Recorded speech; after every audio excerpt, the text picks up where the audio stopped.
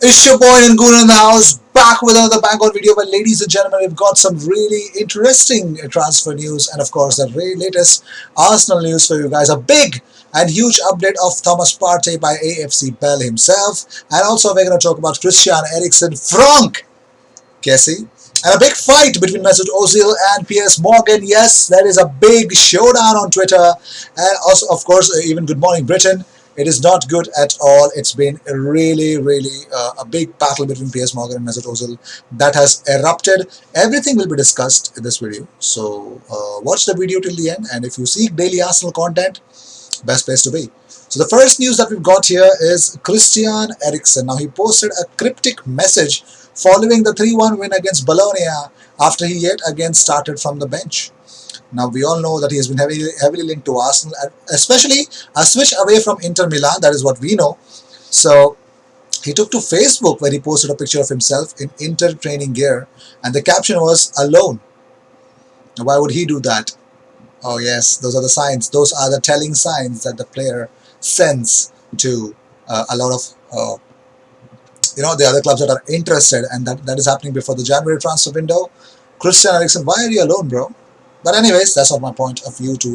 My point was just wanted to give you the news that is there. But however, former Ireland striker and pundit Tony Cascarino is not at all happy with Pierre-Emerick Aubameyang at all. I mean, comparing his display to what Harry Kane did against Arsenal, he says the efforts are the major difference. So Cascarino wrote in the Times that in Kane, Mourinho has a forward who is a defender, midfielder and attacker rolled into one. He made three-headed clearances, assisted Son Heung-min for Tottenham's first goal and scored the second.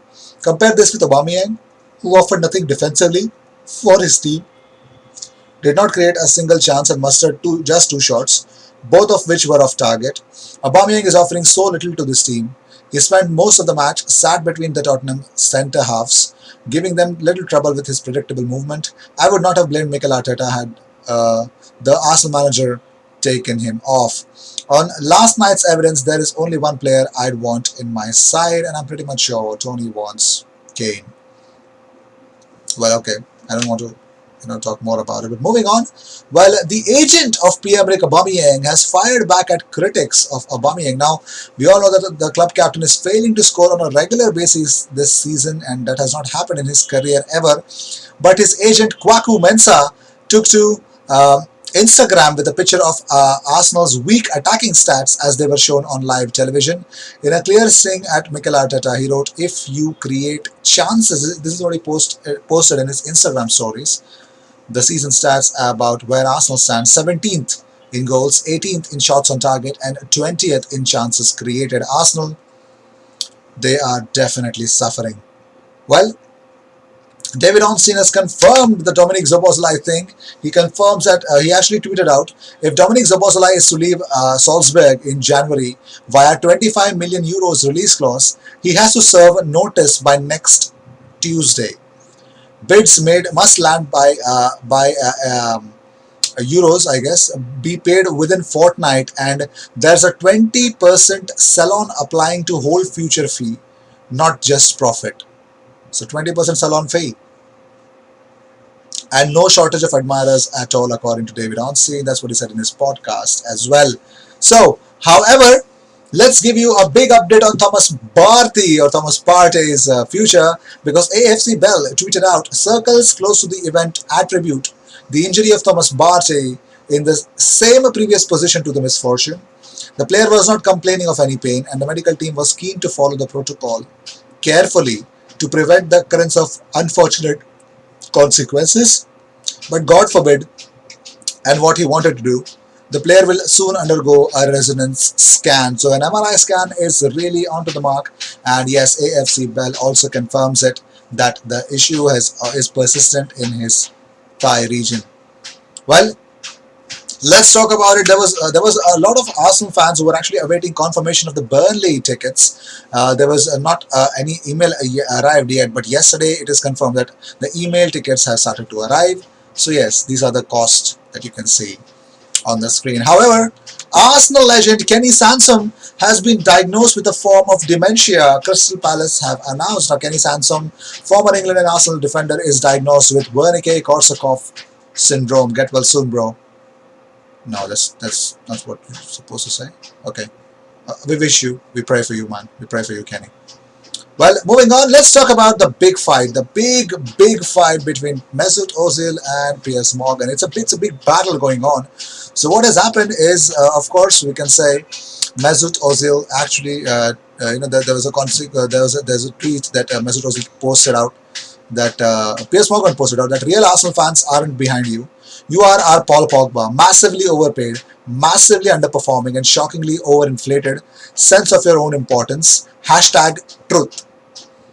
To which Mesut replied, Piers buddy, are you still better from the other day? It seems like you're not a big fan of world champions. I wish you would see as good as you hear things. To which I think there was also I remember Piers Morgan bringing a comeback to that. He says, Mesut buddy, it's a long way from being a world champion to only getting a game on PlayStation. Enjoy your day. What is actually happening now? This did not end here. In Good Morning Britain, he actually said, this is what he said on air, Piers Morgan. He says, I want to say good morning to Mesut Ozil, who has been trolling me overnight. I mentioned how he was overpaid, underworked, and underperforming. I made this point on Twitter. Back came Mesut, of course, because he has nothing else to do. He's not playing. It's been a hell of a long journey from being world champion to playing on your PlayStation and trolling Arsenal fans on Twitter. You can't even get into the Arsenal squad and you're gobbing off on Twitter with me. At least I'm at work. At least I'm putting a shift in. The last time you won a game for Arsenal was about 1912. Wow, what shots fired, man. And he says, we're paying you 350k a week and a lot of people are losing their jobs. So co-host Susanna Reid said, it's not down to him, is it? To which Morgan says, yes, it is down to him. Why is he not in the squad? Because he's lazy. And also he added the caption, the feeling of having fans behind you, hashtag grateful, hashtag best fans, hashtag hard times. Now, he's always, I don't even want to say more things that Piers Morgan said. So yes, the big battle between Mesut Ozil and Piers Morgan, I don't know when it is going to end, but I'm pretty much sure that is not going to happen very soon. However, Mesut Ozil's future looks like it is decided. According to Richard Forrester, Mesut Ozil is 90% certain that he would complete a Fenerbahce transfer in January after an Arsenal axe. It has been said that of course he's closing out at the Emirates, but Fenerbahce is where he will end up. Let's see where Mesut goes. But however, let's talk about another player that is linked with Arsenal. Arsenal and Tottenham are reportedly set to battle it out for AC Milan midfielder Franck Kessie, who could be set them back to around £45 million. Now, he was available on a cheap, but it looks like the Ivorian midfielder has actually done really good with AC Milan recently under Stefano Pioli. Now, his partnership with Ismail Benacer in the middle of the park has helped Rossoneri, reach the top of the Italian league. And also Milan are hopeful of securing a renewal with the player. He is said to be happy at the club. Now, his contract runs until June 2022. Now, they value him just short of £50 million as his stock has rocketed since the start of last season, because last season £23 million is what his price was at San Siro. Now he has 4 goals and 3 assists in just 10 league games, so it will cost a lot for all the Premier League sides. Now, he arrived in Milan in 2017 on loan from Atalanta before the move became permanent for £21.6 million in June 2019. The midfielder has featured in every game since play restarted in Italy amid the pandemic. So Franck Kessie, strongly linked with Arsenal, of course. But let's talk about more stuff. Let's talk about actually, there's a today's fixture, Arsenal fixture, Tuesday, 8th of December, under 21s. They play against AFC Wimbledon, Papa John's Trophy at Plough Lane, 6 p.m. BST. If you guys want to watch, you can actually try to find it, if you can. But moving on, well, Jamie Carragher has actually opened up about Arsenal's performance against Tottenham. He says, Arsenal did not play well. Arsenal were awful defensively and with the ball from minute one. This idea that because you have possession, you've played well, I'm flabbergasted when I hear it. I thought tactically Arsenal were a shambles. So poor. Even if you had only watched Tottenham this season, you would know what they were going to try to do.